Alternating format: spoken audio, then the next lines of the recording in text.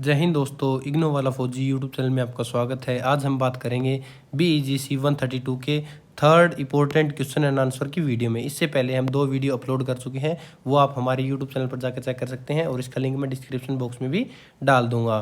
तो ये हमारी थर्ड वीडियो होगी। इस वीडियो में हम इसके जितने इंपॉर्टेंट क्वेश्चन आंसर हैं वो देखेंगे। तो इसकी मोस्ट प्रोबेबली आपके पास एक और वीडियो आएगी, फिर इसके बाद मैं वन शॉर्ट वीडियो डाल दूंगा जो आपको कल सुबह मिल जाएगी और इसे देखकर आप इजीली इस एग्ज़ाम में पास हो सकते हैं। बिल्कुल इजी तरीके से करवा रहा हूँ। जो इसके 80 मार्क्स के क्वेश्चन पेपर आएंगे, क्वेश्चन आने वाले हैं, वो सभी इन 4 वीडियो से कवर हो जाएंगे। और आपका एग्जाम में क्या है, एक वीडियो अलग से डाल दूंगा जिसमें आपका रेफरेंस एंड कॉन्टेक्स्ट वाला होगा। पोएम कैसी आएगी, कैसे किसी राइटर लिखना है, कैसे उसका कॉन्टेक्स्ट लिखना है, कैसे उसका रेफरेंस लिखना है, वो करवा दूंगा 20 मार्क्स का। तो आप क्या है, इजीली आप 90+ मार्क्स स्कोर कर पाएंगे। तो हमारे साथ जुड़े रहने के लिए इग्नो वाला फौजी यूट्यूब चैनल को सब्सक्राइब कर लें। और अगर आपको कोई भी स्टडी मटेरियल चाहिए तो स्क्रीन पर दिए गए व्हाट्सएप नंबर पर मैसेज करके इन्हें आप प्राप्त कर सकते हैं। अब शुरुआत करते हैं इस वीडियो के पहले क्वेश्चन की। Right a note on the bhakti movement. तो आपको इस क्वेश्चन में क्या बताना है, भक्ति मूवमेंट के बारे में बताना है और इसका ओरिजिन कहाँ से हुआ था, इसके मेन फीचर क्या हैं, इसके मेजर जो मेन संत हैं वो, और इसका इम्पैक्ट क्या पड़ा है इंडियन सोसाइटी पर, कल्चर पर, रिलीजन पर और लिटरेचर पर। तो इस क्वेश्चन में इन सभी की बात करेंगे। तो सबसे पहले देखते हैं क्वेश्चन के इंट्रोडक्शन का। The bhakti movement was one of the most significant religious and social movements in medieval India. The word भक्ति means डिवोशन और डीप लव फॉर गॉड। जो भक्ति आंदोलन है वो हमारे कब हुआ था, मध्यकालीन भारत का एक महत्वपूर्ण धार्मिक और सामाजिक सुधार आंदोलन था। भक्ति का अर्थ क्या है, इसमें बताया गया है डीप लव फॉर गॉड। तो भक्ति का अर्थ है ईश्वर के प्रति प्रेम और समर्पण। The movement emphasized personal devotion to God rather than elaborate rituals, sacrifice, religious ceremony. तो ये मूवमेंट है वो एम्फेसाइज करता है पर्सनल डिवोशन को, इसके बजाय एलेबोरेट रिचुअल्स, सेक्रीफाइस और रिलीजियस इनके बजाय। It emerge in South India around the 17th century. तो ये क्या है, 17th सेंचुरी में इमर्ज हुआ था साउथ इंडिया में। And gradually spread to the different part of the country. और धीरे धीरे क्या है, पूरी कंट्री के जितने पार्ट्स हैं उनमें फैल गया था। 12th and 17th century, the Bhakti Sants preached the ideal of love, equality, humanity and devotions. तो इस आंदोलन ने जो कर्मकांड थे और जटिल धार्मिक अनुष्ठान थे, जो कि हमने इसमें बताया है, कौन से जटिल थे, ये रहा मैंने आपको अभी करवाया है, ये रिचुअल, सेक्रीफाइसेस, ये जो जितने हमारे धार्मिक अनुष्ठान थे ना, इनके बजाय किस पर फोकस करता था, व्यक्तिगत भक्ति पर, श्रद्धा पर बल दिया जाता था। ये कहाँ पर हुआ था, ये हमारा 7th से 17th शताब्दी के बीच में यह आंदोलन पूरे भारत में फैल गया और समानता, मानवता और आध्यात्मिक स्वतंत्रता को इसने बढ़ावा दिया। ये इस क्वेश्चन का हमारा क्या हो जाएगा, इंट्रोडक्शन हो जाएगा। फिर अब इसका देखते हैं एक एक करके फीचर क्या है। Origin and background of the bhakti movement. इसका ओरिजिन क्या है और इसका बैकग्राउंड क्या है भक्ति मूवमेंट का, इसको देखेंगे। तो आप इसको कैसे एक्सप्लेन करोगे। The bhakti movement originated in the South India among the Alvar and Nayanar saints. तो भक्ति आंदोलन का प्रारंभ कहाँ से हुआ था, दक्षिण भारत में अलवार और नयनार संतों से हुआ था। ये 2 संत थे, नयनार और अलवार, ये इन संतों से हुआ है। उन्होंने भक्ति गीतों और भजनों के माध्यम से क्या किया, अपने लोगों को ईश्वर से सीधे जुड़ने की प्रेरणा दी। These sant express their devotion to the God through hymns, songs compose in the local language. तो हाइम्स क्या होता है, इनको बोलते हैं जो भजन है, गीत हैं, इनको बोलते हैं। ये सॉन्ग्स हो गए, गीत हो गए, और जो भजन है उनको बोलते हैं हाइम्स। ठीक है, HYMNS। तो इसके माध्यम से लोगों को सीधे जुड़ने की इन्होंने प्रेरणा दी है। तो इसके उदय के कारण क्या थे, इसके कई बहुत सारे फैक्टर थे जिसके कारण क्या है, ये इसके रीजन हुआ, ओरिजिन हुआ इसका। तो इसके उदय के कारण क्या थे, the complexity of religious rituals and ceremonies. जो जटिल धार्मिक अनुष्ठान थे, भक्ति वगैरह थी, इनके कारण। The rigid caste system and social inequalities. जो कठोर जातिगत व्यवस्था थी और असमानता थी, उनके कारण हुआ है। The dominance of priests in religious life. फिर the desire of simpler and more personal relationship with God. जो धार्मिक और सामाजिक सुधार की आवश्यकता के कारण, और जो रिजिड हमारे कास्ट सिस्टम है, इनइक्वालिटीज है, इनके कारण क्या है, इसकी स्थापना हुई थी।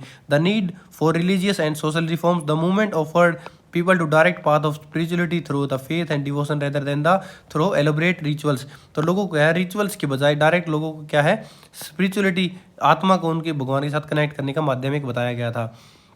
इसके मेन फीचर क्या है भक्ति मूवमेंट के? पहला है एम्फेसाइज ऑन पर्सनल डिवोशन। तो क्या करता है, व्यक्तिगत भक्ति पर ये बल देते हैं, पर्सनल डिवोशन के लिए ऊपर बल देते हैं। जो भक्ति है ना, वो संतों ने ये सिखाया कि ईश्वर की सच्ची भक्ति और श्रद्धा क्या है, कर्मकांडों से अधिक महत्वपूर्ण है। कर्मकांड किसे बोलते हैं? जो धार्मिक अनुष्ठान वगैरह है उनसे ज़्यादा महत्वपूर्ण है। The central principle of the bhakti movement was devotion to the God. Bhakti saint taught that sincere love and faith were more important than rituals and forms worship. तो ये एम्फेसाइज किया है पर्सनल डिवोशन को लेकर। Belief in one supreme God, ये किस में विश्वास करते हैं? एक परम ईश्वर में विश्वास करते हैं। ये नहीं कि बहुत सारे भगवान हैं, एक विश्वास में। तो जो अधिकांश भक्ति संत है ना हमारे, वो एक परम ईश्वर में विश्वास करते हैं, चाहे वह राम, कृष्ण, शिव, कोई किसी प्रकार के हो, वो ईश्वर के रूप हैं लेकिन भगवान एक ही है। They believe that God reside in every human being and can be reach throughout the love and devotion. हर इंसान के अंदर भगवान का निवास है, वो किसके द्वारा उन तक पहुंच सकता है? वो लव के थ्रू और डिवोशन के थ्रू भगवान तक वो पहुंच सकते हैं। तो ये बिलीफ है वन सुप्रीम गॉड में। रिजेक्शन ऑफ रिचुअलिज्म, ये क्या है? जो धार्मिक कर्मकांड है, अनुष्ठान है, उनका ये विरोध करता है। जो भक्ति आंदोलन है, इसने अनावश्यक धार्मिक कांडों का विरोध किया है और हृदय की पवित्रता पर बल दिया है। The bhakti saints criticised excessive ritual sacrifices and external displays of religiosity. They argued that true spirituality comes from purity of heart rather than the ceremonial practice। तो उन्होंने क्या किया है, जो धार्मिक कर्मकांड है उनका विरोध किया है। Opposition to the caste discrimination, तो जातिगत व्यवस्था है उनका इन्होंने विरोध किया है। जो संत थे ना, इन्होंने क्या है, जातिगत भेदभाव का विरोध किया है और अपनी जो सभी मनुष्य हैं उनकी समानता पर इन्होंने जोर दिया है। One of the most important contribution of the bhakti movement was its challenge to the caste system. Many sant condemned social inequalities and preach the equality to all human. तो सभी की समानता के लिए इसमें बात की गई है। यूज ऑफ रीजनल लैंग्वेजेज, जो क्षेत्रीय भाषा है, उनकी लोकल भाषा है, उनका प्रयोग किया गया है। तो संतों ने अपनी जो रचनाएं हैं वो क्या है, स्थानीय भाषाओं में लिखी है, जिससे सामान्य लोग उनकी धार्मिक शिक्षाओं को इजीली समझ सकें। भक्ति संत कंपोज्ड हायमन्स, पोएम्स, सॉन्ग्स, जो उनके भजन वगैरह हैं सारे, वो लोकल लैंग्वेज में लिखे हैं इंस्टीड ऑफ संस्कृत। क्योंकि उस टाइम संस्कृत क्या थी, केवल ब्राह्मणों में पढ़ी जाती थी और वही क्या है, इसके वो माने जाते थे जनक और उसको उपयोग करता वो। और क्या था, नीची जो जाति की व्यवस्था मानी जाती थी कि ये लोग नीची जाति के, इनको पढ़ने का अधिकार भी नहीं है, महिलाओं को पढ़ने का अधिकार नहीं है। तो इनसे हटके इन्होंने क्षेत्रीय भाषा में इसका प्रयोग किया है। This made their teaching accessible to the common people. तो इन्होंने ये चीज़ कहा है, कॉमन पीपल तक इसकी आवाज़ को पहुँचा दिया है। अगला है importance of love and humanity. जो इंपॉर्टेंस क्या है लव की और ह्यूमैनिटी की, उन्होंने क्या है, प्रेम, दया और जो क्या है, जिसे आप कंपैशन, काइंडनेस हो, जो क्या बोलते हो, ह्यूमिलिटी बोलते हो, इसमें जो सर्विस टू ह्यूमैनिटी है, इस पर बल दिया है, इसका मार्ग बताया गया है, ये इंपॉर्टेंस बताया है उन्होंने। जो मेजर भक्ति संत हैं उनके बारे में बात करेंगे। सबसे पहले बात करते हैं रामानंद के बारे में। तो रामानंद ने राम भक्ति का प्रचार किया है और सभी जातियों के लोगों को अपना शिष्य बनाया है। Ramanand was one of the earliest भक्ति संत। तो शुरुआती भक्ति संत थे नॉर्थ इंडिया में। He preach devotion to the Ram, उन्होंने क्या है, राम भक्ति का प्रचार किया है। And accepted disciple from the all casted and communities, उन्होंने सभी कास्ट से, सभी कम्युनिटीज से डिसिप्लिन को एक्सेप्ट किया है। फिर दूसरा क्या है, कबीर के बारे में बताते हैं। तो कबीर क्या है, हिंदू और मुस्लिम धर्मों की कट्टरता का विरोध करते हैं और निराकार ईश्वर की भक्ति पर बल देते हैं। Kabir was one of the most influential Sant of the bhakti movement. तो भक्ति मूवमेंट के सबसे प्रभावित क्या थे, संत थे।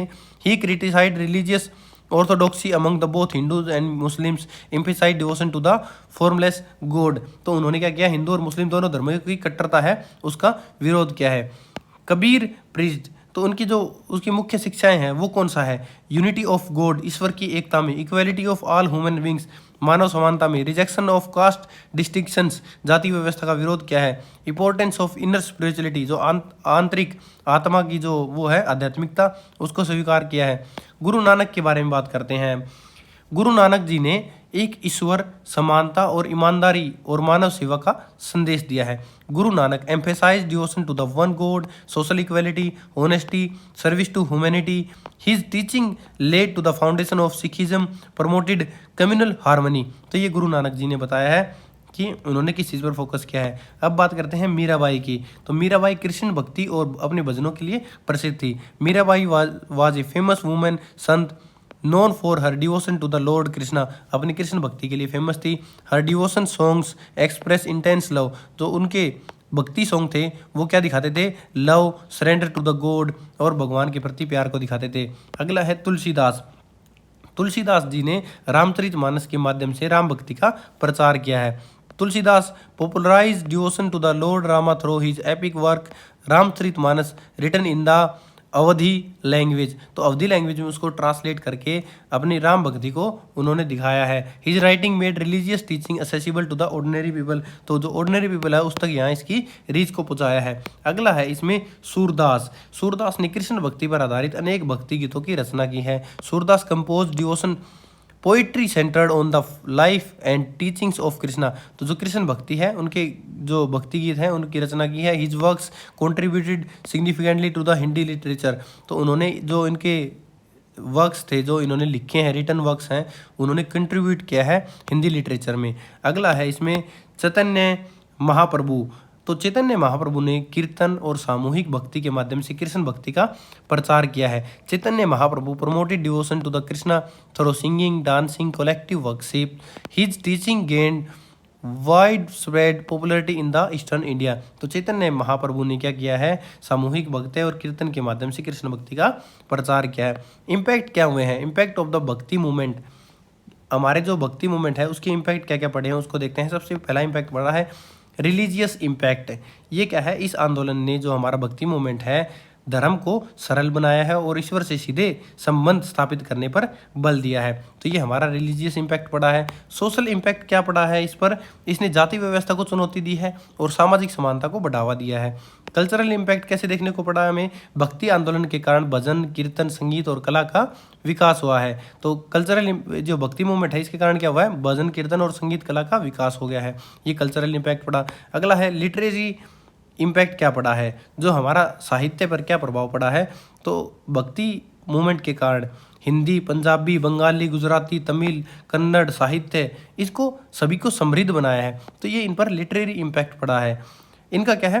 Promotion of national integration. तो राष्ट्रीय एकता को इसने कैसे बढ़ावा दिया है इसके बारे में बात करेंगे।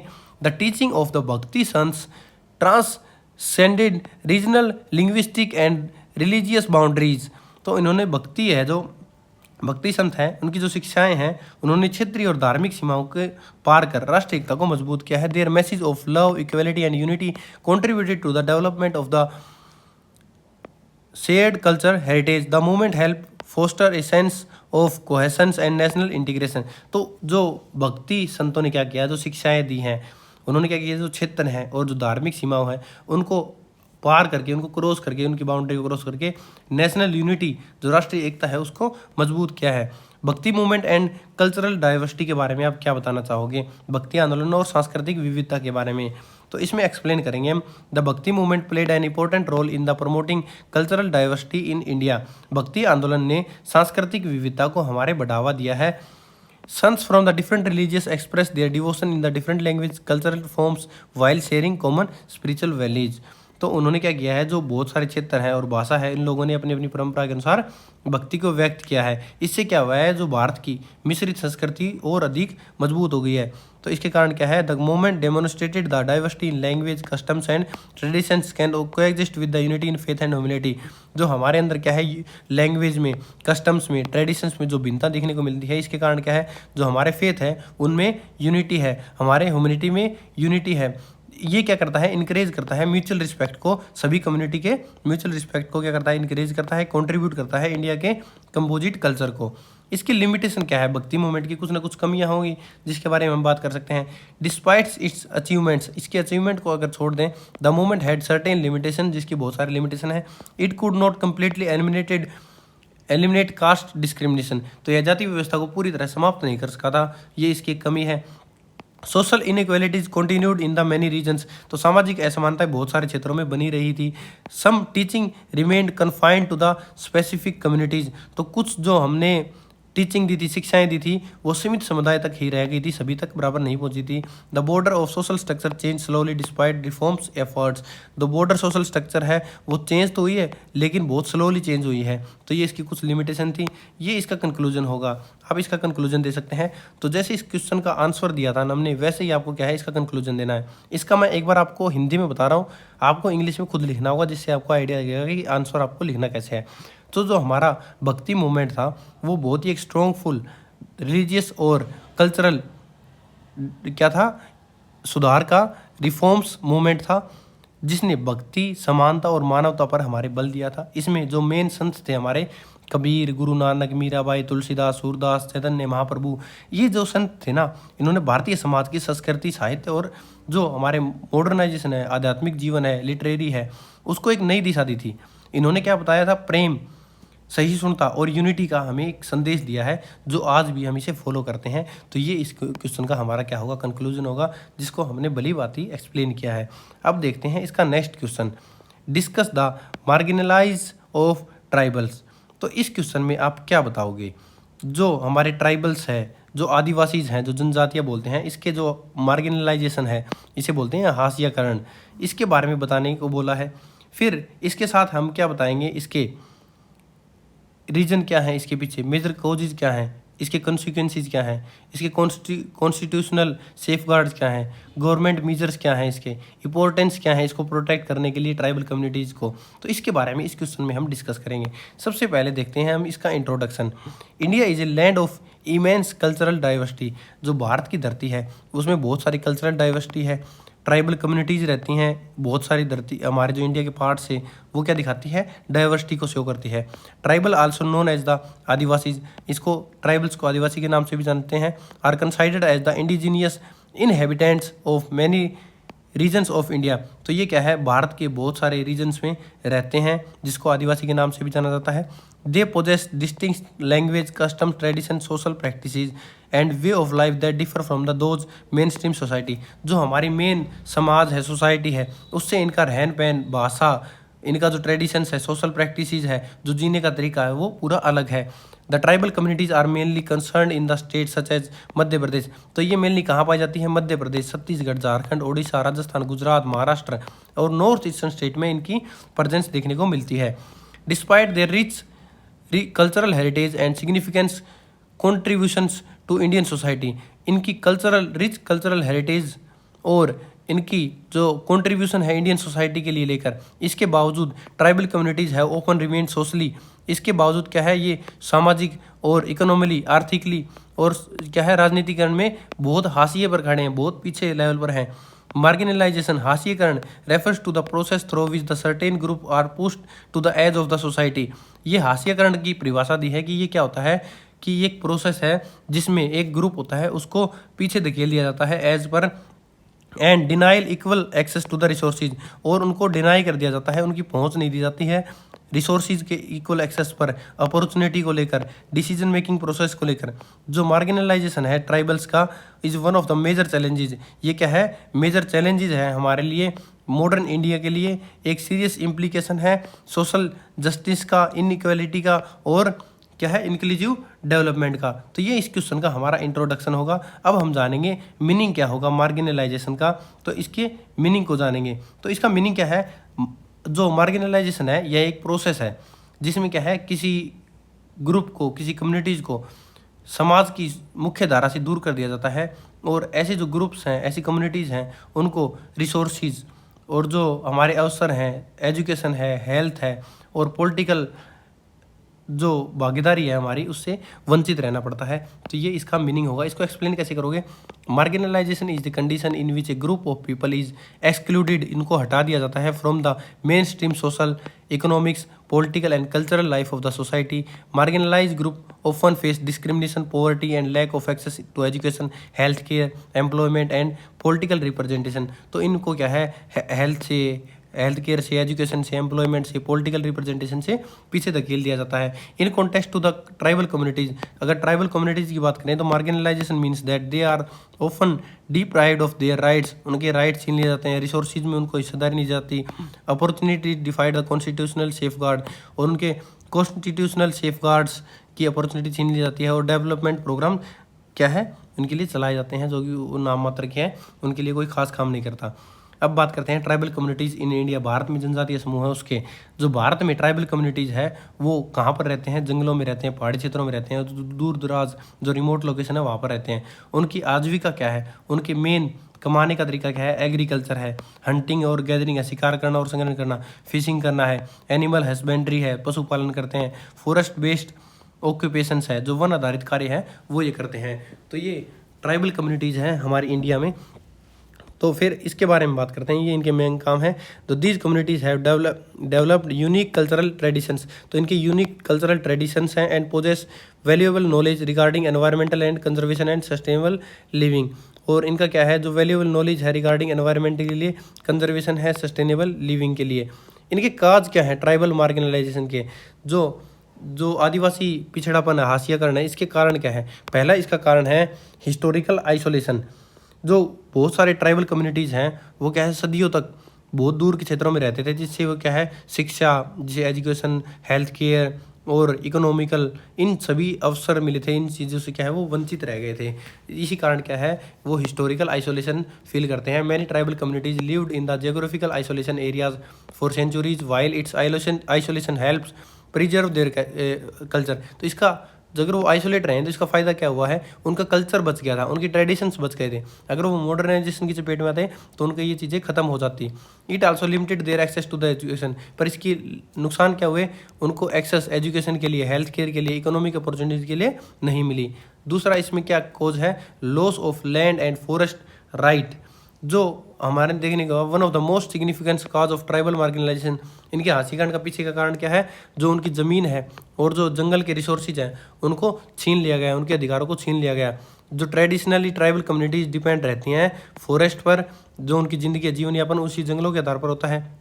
उनकी जो कल्चरल प्रैक्टिस है, however colonial policies, industrial projects, जो हमारे पास क्या है कॉलोनियल पॉलिसीज़ आई, इंडस्ट्रियल प्रोजेक्ट्स आए, माइनिंग एक्टिविटीज़ हुई, डैम वगैरह बनाए, और जो कमर्शियल फॉरेस्ट्री हमने देखी, वो उसके रिजल्ट के कारण क्या है उनकी डिस्प्लेसमेंट देखने को पड़ी, उनको एक जगह से दूसरी जगह विस्थापित होना पड़ा, जो कि बहुत सारी ट्राइबल पॉपुलेशन को झेलना पड़ा। तो खनन, बांध और औद्योगिक परियोजनाओं के कारण, वनों के व्यावसायिक उपयोग के कारण अनेक जो जनजातीय समूह है वो अपनी पारंपरिक भूमि से विस्थापित हो गए थे। अगला है इकोनॉमिक एक्सप्लॉयटेशन। ये क्या होता है?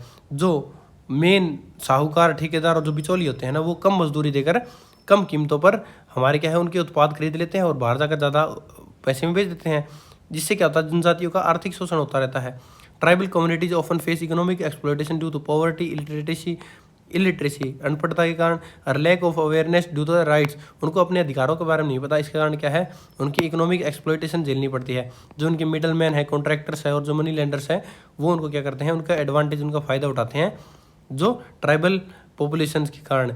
कैसे कि उनको लो वेजेस देते हैं, कम मजदूरी देते हैं, चार्जिंग एक्सेसिव इंटरेस्ट रेट, उनको बहुत ज़्यादा इंटरेस्ट रेट लिया जाता है उनसे, purchasing forest product at unfair prices, जो उनके फॉरेस्ट प्रोडक्ट हैं उन पर अनफेयर प्राइसेस पर लिए जाते हैं।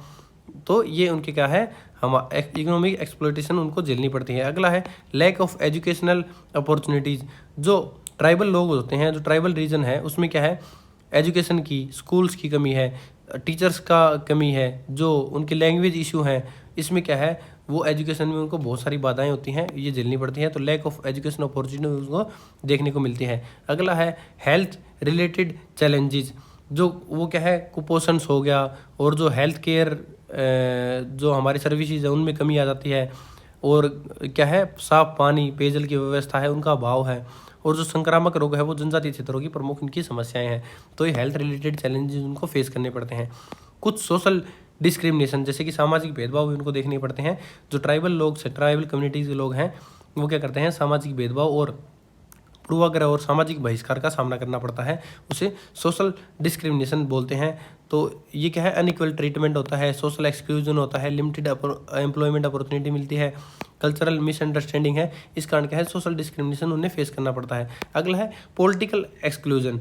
तो इसके बारे में बात करें तो जो संवैधानिक सुरक्षा उनको प्राप्त है, उसके बावजूद भी क्या है जो ट्राइबल कम्युनिटीज़ हैं वो क्या है जो पॉलिटिकल्स डिसीजन है उनमें प्रभावी ढंग से उनके भागीदार नहीं रहते हैं। तो पॉलिटिकल मार्जिनलाइजेशन ऑफर रिजल्ट इन इनएडिक्वेट अटेंशन, तो उनकी क्या है, inadequate attention to the tribal concern and development needs, तो उनकी नीड्स पूरी नहीं हो पाती और उनको ट्राइबल कंसर्न है उसको ध्यान से नहीं सुना जाता, क्योंकि वो पॉलिटिकल एक्सक्लूजन पर खड़े हैं, उनको दूर कर दिया गया है। क्योंकि जो मैनी ट्राइबल कम्युनिटीज़ है historical and limited representation in the political decision making process, अगर आप कोई पॉलिटिकल डिसीजन मेकिंग प्रोसेस कर रहे हो तो उनको शामिल ही नहीं किया जाता। लेकिन वो बात किसकी हो रही है, ट्राइबल लोगों की हो रही है, तो ये खुद के बारे में डिसीजन लेंगे तो ज़्यादा बेटर होगा।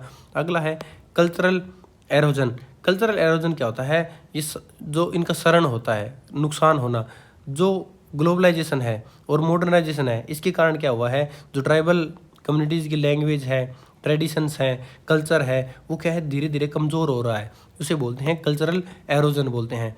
इनके कॉन्सिक्वेंसेस क्या है ट्राइबल मार्जिनलाइजेशन के, तो इसमें सबसे बड़ा कॉन्सिक्वेंसेस है पॉवर्टी और अनएम्प्लॉयमेंट, जो इनके पास क्या है अवसरों की कमी है, गरीबी और बेरोजगारी इनकी बढ़ती जा रही है, डिस्प्लेसमेंट एंड मार्जिनाइजेशन माइग्रेशन। तो ये क्या होता है, जो पारंपरिक इनकी संस्कृति है, क्या है, जो इनकी जो बहुत सारी विकास परियोजनाएं हैं, बांध वगैरह बनाना, इंडस्ट्रियलाइजेशन के कारण, तो इसके कारण क्या है, जो ट्राइबल कम्युनिटीज़ है, ट्राइबल फैमिलीज़ है, उनको क्या करना पड़ता है, डिस्प्लेसमेंट, एक जगह से दूसरी जगह जाना पड़ता है, विस्थापन करना पड़ता है, माइग्रेशन करना पड़ता है, पलायन का सामना करना पड़ता है। तो डिस्प्लेसमेंट एंड माइग्रेशन है। लॉस ऑफ कल्चरल आइडेंटिटी, उनकी जो पारंपरिक संस्कृति है, भाषा है, वो धीरे धीरे समाप्त होने लगती है। सोशल एक्सक्लूजन, जो कि हमने ऊपर भी देखा था, जनजातीय समुदाय क्या करते हैं, विकास की धारा से कट जाते हैं। एजुकेशनल बैकवर्डनेस, कम साक्षरता सामाजिक और आर्थिक उन्नति में बाधा लाती है।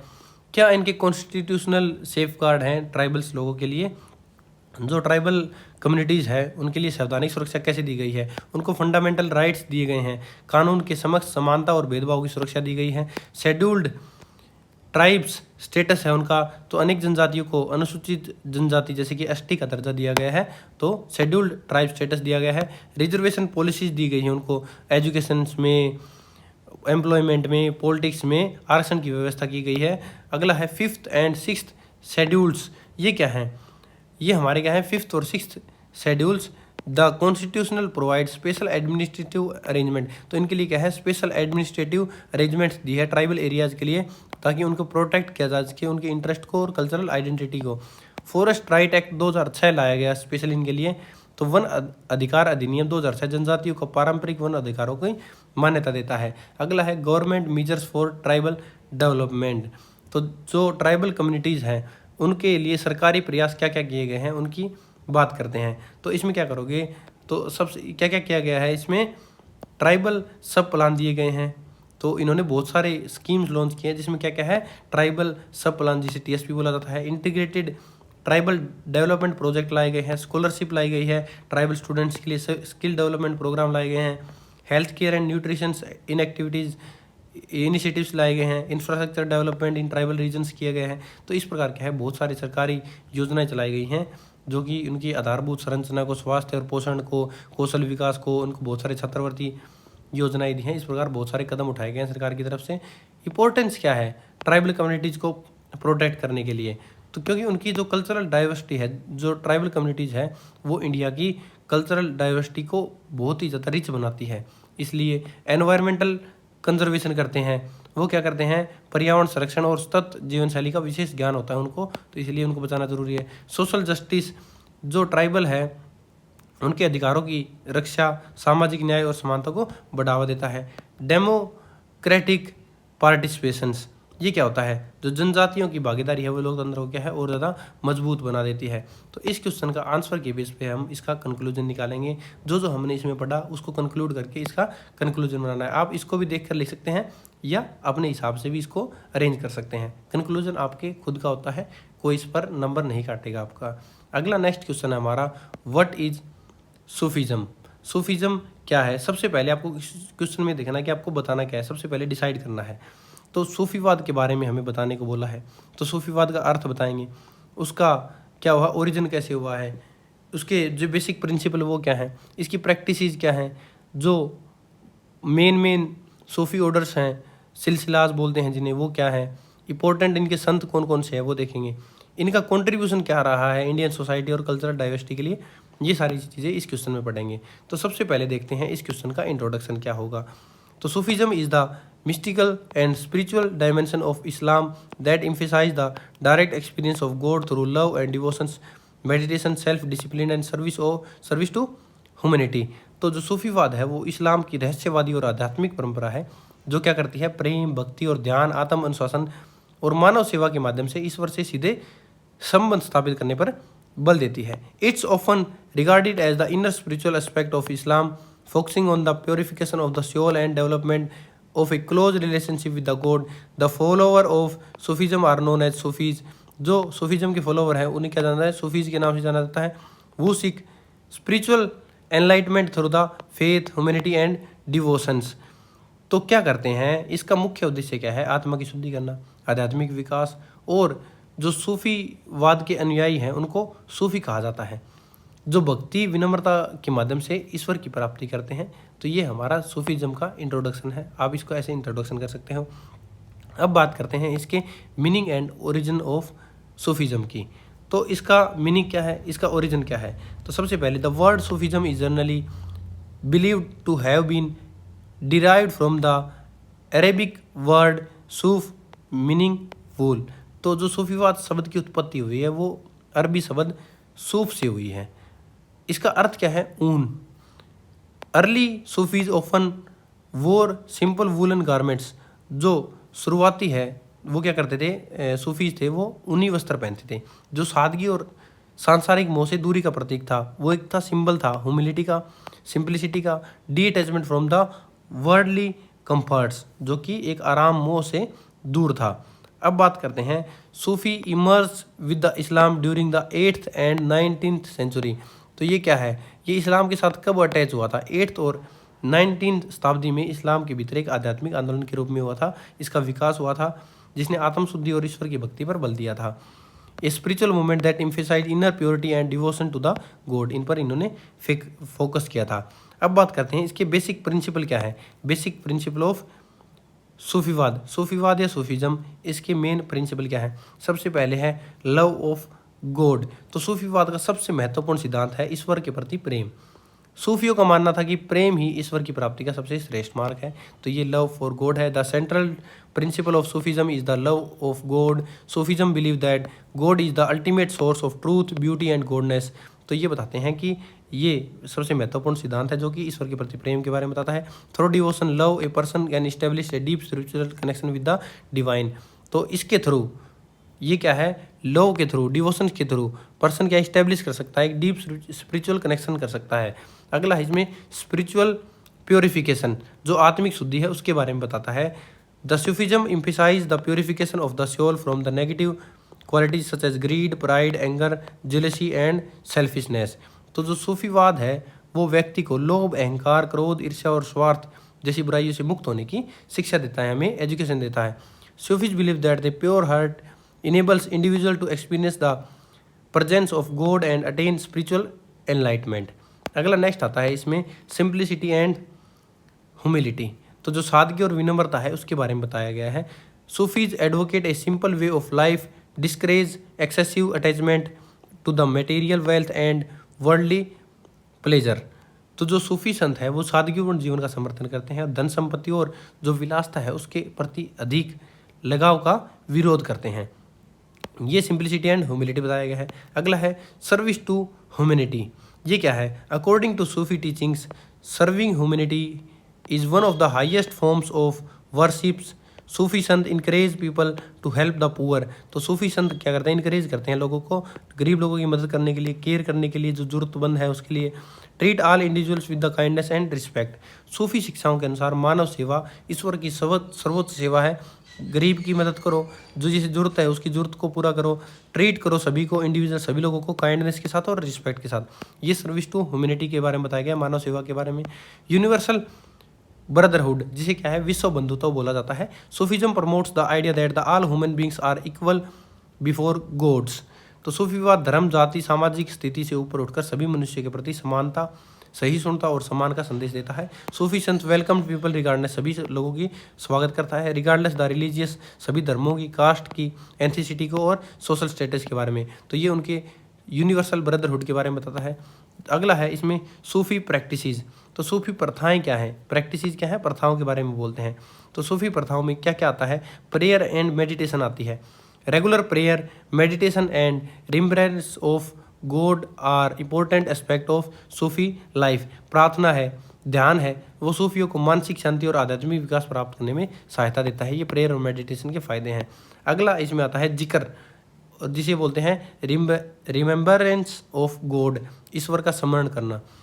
जिक्र refers to the repeated recitations of God names और स्केयर्ड फ्रेज, जैसे कि आप बार बार नाम लेते हो, राम राम राम राम राम राम, उसी तरह क्या है जिक्र है, बार बार रिपीट करना उसको, गॉड नेम को, भगवान के नाम को, ठीक है, उसे बोलते हैं जिक्र। It is a common Sufis practice aimed at maintaining constant awareness of the divine presence. जिक्र में क्या है, ईश्वर के नामों को बार बार स्मरण किया जाता है ताकि व्यक्ति ईश्वर से जुड़ा रहे, इसे बोला जाता है जिक्र। अगला है इसमें समा, जो कि स्पिरिचुअल म्यूजिक है, हमारा क्या है, आध्यात्मिक संगीत है। Many Sufis orders use devotional music and singing as a means of spiritual inspiration. This practice is known as sama. तो समा क्या है, जो सूफी संप्रदाय है उसकी आध्यात्मिक प्रेरणा के लिए संगीत का उपयोग करते हैं। भारत में यह परंपरा कव्वाली के रूप में विकसित हुई थी। तो ये प्रैक्टिस किस नाम से जाती है, सम्मा के नाम से। In India Sufi devotion music developed into the traditions of the qawwali, तो भारत में कव्वाली के रूप में फेमस हुई थी, विच रिमेन्स पॉपुलर टुडे, जो कि आज भी प्रसिद्ध है। अगला है इसमें guidance of a spiritual teacher, जो आध्यात्मिक गुरु है ना उसका मार्गदर्शन कैसे करोगे। Sufis place a great importance on the relationship between the spiritual guide and the discipline. तो सूफी क्या है, अपने जो जिसे शिष्य मुरीद बोलते हैं, अपने आध्यात्मिक गुरु, तो आध्यात्मिक गुरु को क्या बोलते हैं, पीर या शेख बोलते हैं, इसके मार्गदर्शन में आध्यात्मिक ज्ञान क्या है, प्राप्त करता है। The spiritual teacher help discipline process on their spiritual journey through guidance and instructions. अगला है सूफिज्म इन इंडिया। तो भारत में सूफीवाद के बारे में बात करें तो Sufism reached in India between the 12th and 13th। हमारे इंडिया में कहाँ आया था, 12th और 13th सेंचुरी में भारत में पूछा था।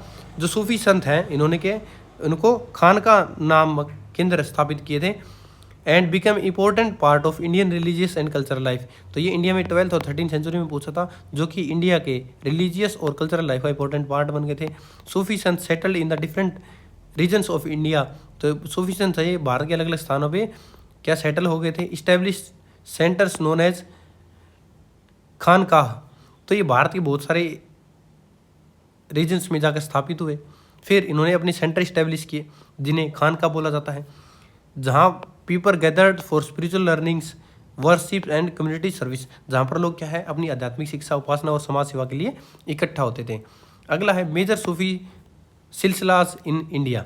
तो इसमें मेजर जो हमारे सूफी सिलसिला है वो कौन कौन से हैं। सबसे पहले बात करते हैं चिश्ती ऑर्डर की, द चिश्ती सिलसिला बोलते हैं जिसे। तो ये हम पहले भी इसके बारे में बात कर चुके हैं, मोटा मोटी एक बार देख लेते हैं। पिछली वीडियो में सूफीज़ के बारे में हमने पूरे डिस्कस, एक एक इनके जो संत थे सबके बारे में डिस्कस किया था। तो चिश्ती सिलसिला क्या है, this is the emphasize love and compassion. ये किसके बारे में बताते हैं, लव और कंपैशन के बारे में बताते हैं।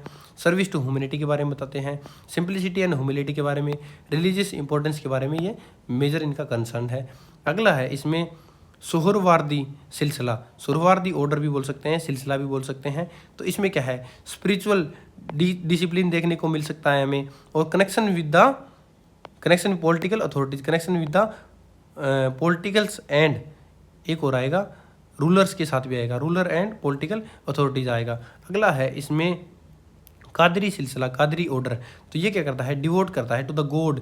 Qadri orders focus on the devotion to the God और मोरल कंडक्ट पर ये फोकस करता है, सोशल सर्विस पर फोकस करता है। अगला इसमें आता है नक्शबंदी सिलसिला या ऑर्डर। तो नक्शबंदी में क्या आता है, strict adherence to the observation to the Islamic laws, strict adherence to the Islamic laws. और दूसरा आता है साइलेंट मेडिटेशन पर ये फोकस करता है, एम्फेसाइज करता है इनको। अगला है major Sufi Sant in India के बारे में बात करें तो भारत में जो प्रमुख सूफी संत हैं वो कौन है, ख्वाजा मोइनुद्दीन चिश्ती के बारे में बात की गई है, जो कि गरीब नवाज के नाम से भी फेमस हैं। उन्होंने लव और ह्यूमन सर्विसेज सेवा के बारे में संदेश दिया है। तो उन्होंने जो गरीब नवाज के नाम से भी फेमस है, उन्होंने love, charity, service to humanity के बारे में बात की है। अगला है इसमें निजामुद्दीन औलिया।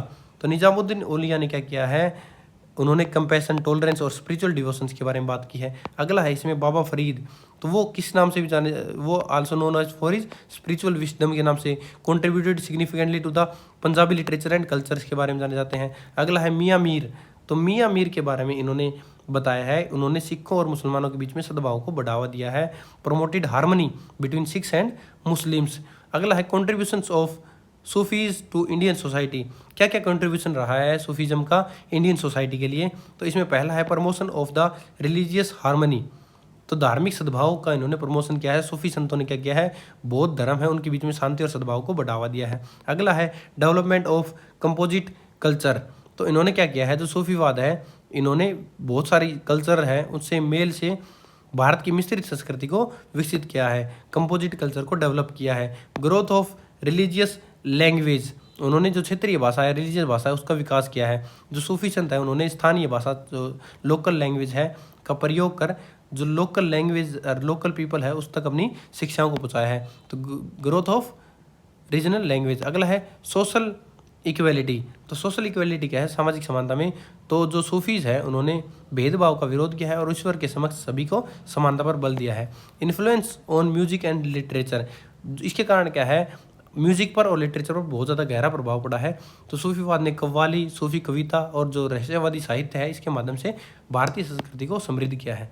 सूफीज़म एंड कल्चरल डाइवर्सिटी की बारे में बात करें तो सूफीज़म और जो कल्चरल डाइवर्सिटी है वो क्या है। Sufism played a crucial role in strengthening the cultural diversity in India, तो सूफीज़म ने कल्चरल डाइवर्सिटी को बढ़ावा दिया है। सूफी संत है उन्होंने एक्सेप्ट किया है people from the different communities and encourage dialogue among the diverse culture groups. जो सूफीवाद है उन्होंने भारत की संस्कृति की विविधता को मजबूत तो किया है, इसने विभिन्न धर्मों और समुदाय के लोगों को अपनाया है और इसके साथ साथ इन्होंने क्या किया है, through love, compassion and tolerance Sufi help create a society where different traditions could exist. तो उन्होंने क्या किया है, सहिष्णुता, संवाद और पारस्परिक सम्मान को बढ़ावा भी दिया है। अब इसमें जानेंगे रेलिवेंस के बारे में, relevance of Sufism in modern times, जो आज के आधुनिक समय में सूफीवाद की क्या है, रेलिवेंस क्या है, इसके बारे में बात करेंगे। तो आज के दिन अगर ये क्या करता है, एम्फेसाइज करता है किसको, पीस को, टॉलरेंस को, कंपैशन को, इक्वलिटी को, ह्यूमन डिग्निटी को, यूनिवर्सल ब्रदरहुड को, वैश्विक बंधुत्व को ये बढ़ावा देता है। तो जो शांति, सहिष्णुता, समानता, मानव गरिमा और विश्व बंधुत्व के बारे में क्या है, इनको बढ़ावा देता है। आज के समय में सूफीवाद इसलिए महत्वपूर्ण है क्योंकि इनको ये बढ़ावा देता है, ये देखने को मिलता है। तो ये इस क्वेश्चन का हमारा कंक्लूजन हो जाएगा, जो कि आप इसको भी देख कर लिख सकते हैं या अपना खुद का कंक्लूजन भी डिसाइड कर सकते हैं। अब देखते हैं हमारा next question, discuss the question arise in the poem Hindi. अगर आप अभी तक वीडियो में बने हुए हैं तो आप बहुत खुशकिस्मत हैं, क्योंकि आने वाले जो 3 से 4 क्वेश्चन होंगे वो आपके सबसे मोस्ट इंपॉर्टेंट क्वेश्चन होने वाले हैं, 5 स्टार, जिसकी क्वेश्चन में बार बार रिपीटेशन होती है। तो अब जितने भी क्वेश्चन आएंगे वो सारे 5 स्टार क्वेश्चन आएंगे, उसको करने से आप एग्जाम में सारे क्वेश्चन अटैम्प्ट कर पाएंगे। ऊपर वाले क्वेश्चन भी इंपॉर्टेंट थे लेकिन ये ज़्यादा इंपॉर्टेंट है, तो इसको ध्यान से देखिएगा। अब 15 मिनट में हम 3 क्वेश्चन को अटैम्प्ट कर लेंगे।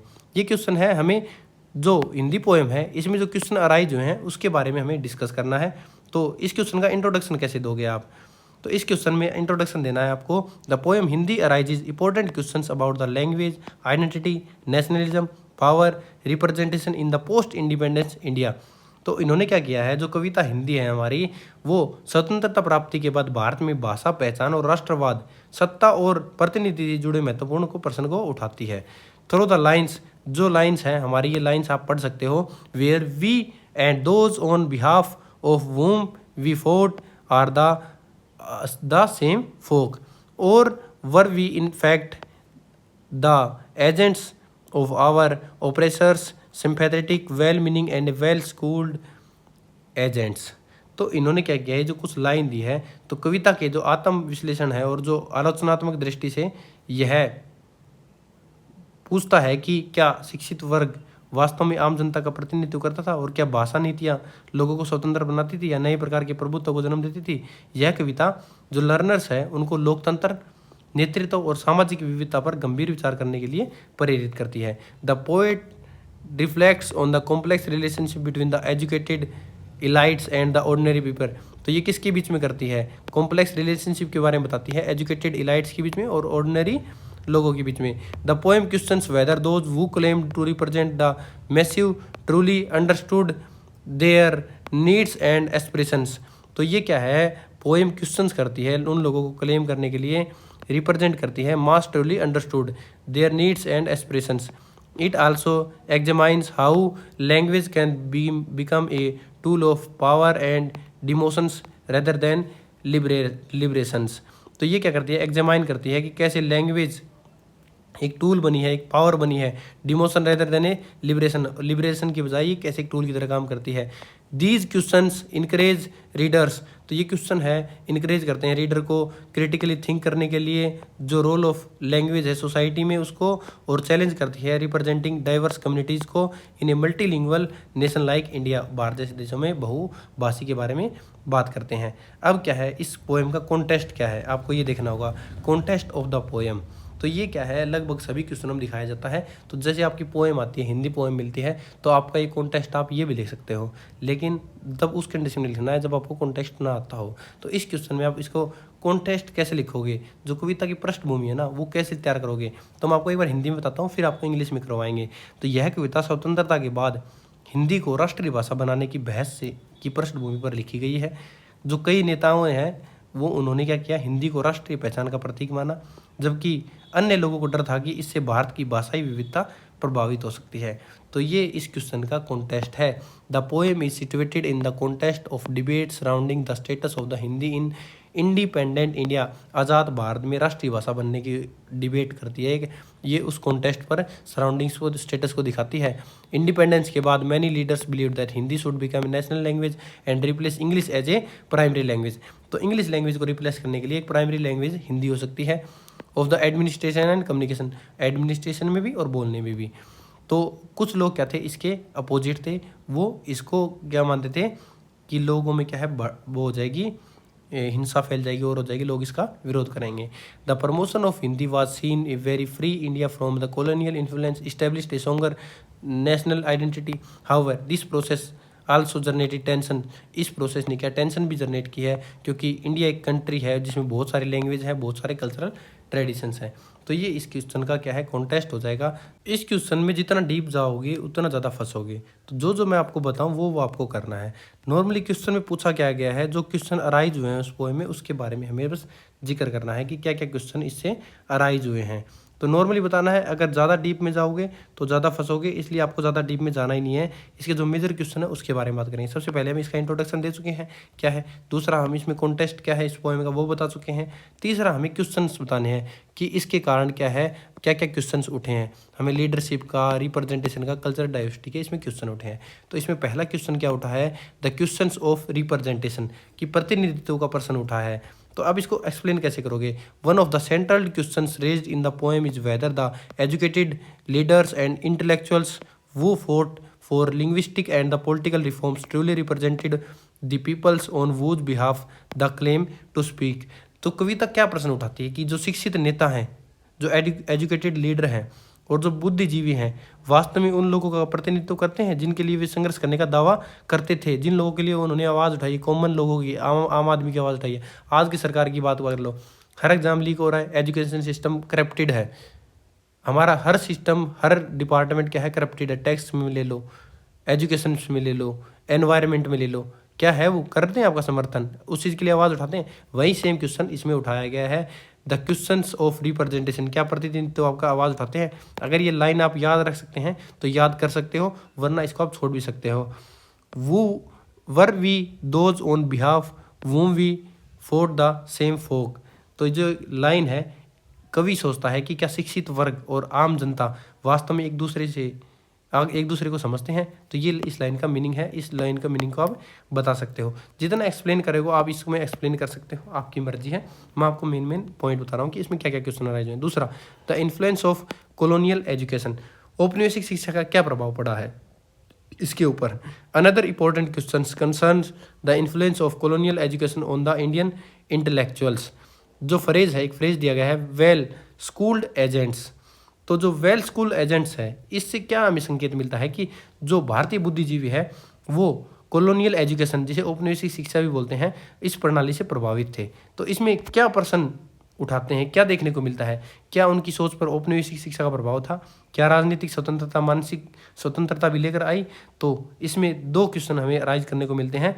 Did political independence automatically free from the colonial ways of thinking? The poem suggests that liberation of the colonial rule may not necessarily means liberation from colonial attitudes and mental frameworks। तो ये जो significant questions इसमें भी देखने को मिलते हैं कि वेल स्कूल्ड एजेंट्स इस लाइन के थ्रू, इस फ्रेज के थ्रू हमें इसमें क्वेश्चन अराइज होते हैं। थर्ड क्वेश्चन क्या उठने को मिलता है? एजेंट ऑफ ऑपरेशंस और agents of change.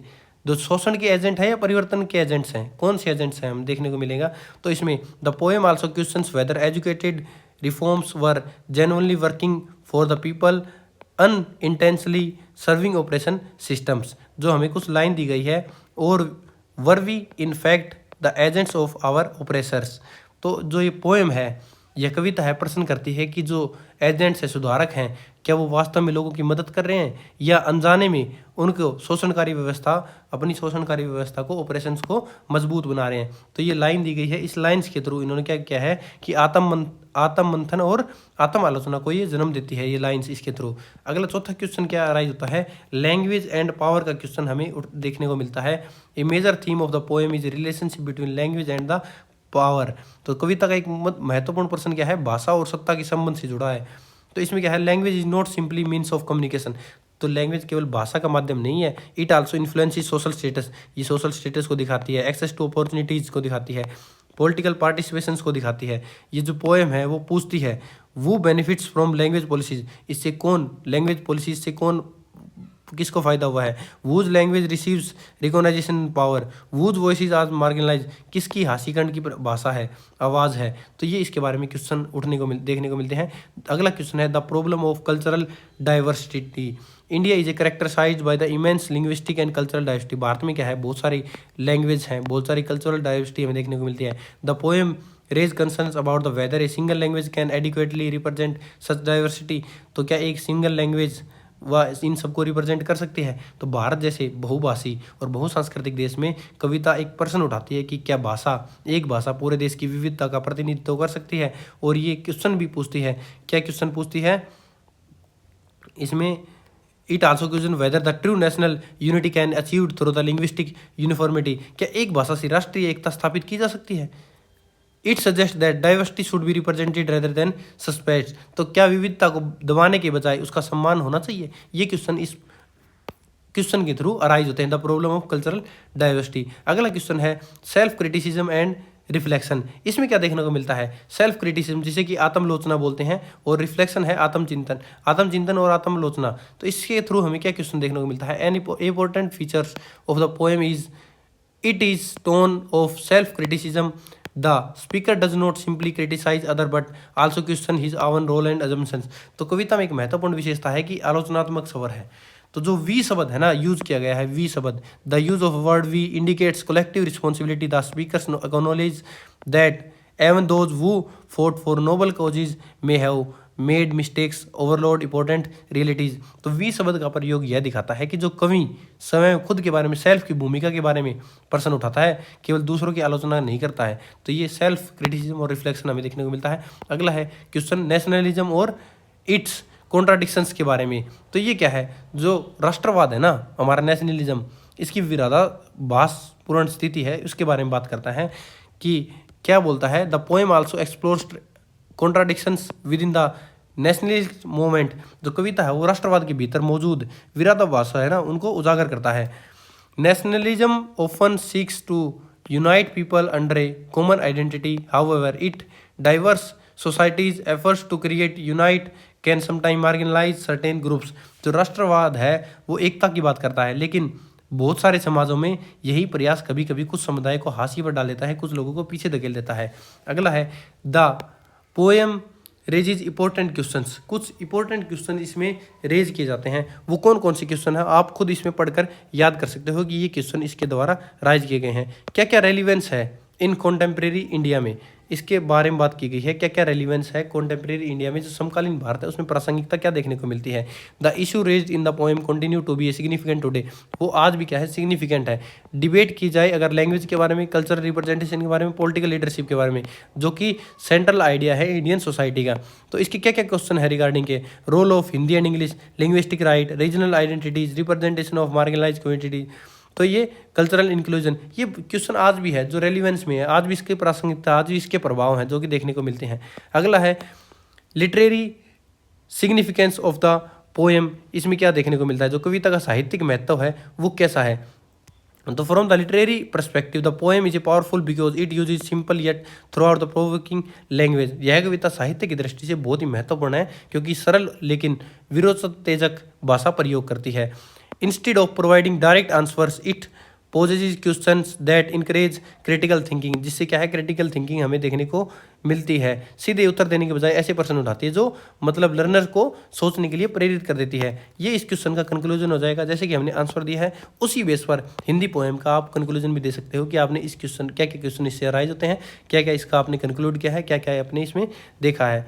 Next question हमारा है write a substance of the essay the mad lover के बारे में इन्होंने क्वेश्चन को बोला है। तो इस क्वेश्चन में आपको क्या करना है, द मैड लवर का हमें सब्सटेंस बोलता है, सार बोलते हैं, जिसे पूरा ओवरऑल निचोड़ बोलते हैं, इसको लिखने को बोल रहा है ये। इस पर हमें एक ऐसे लिखना है, एक ऐसे लिखना है कि इस पर द मैड लवर के सब्सटेंस इसके निचोड़ पर। इस निबंध में, इस ऐसे में क्या क्या हम बात करेंगे कि इसके मुख्य विचार, जैसे कि क्या है, क्या क्या इसके विचार हो सकते हैं, love, madness, loneliness, individuality, social judgment और conflict between the personal emotions and social expectation. ये सब्सटेंस, इस सब्सटेंस पर हमें एक ऐसे लिखना है। अब देखते हैं इस क्वेश्चन का introduction.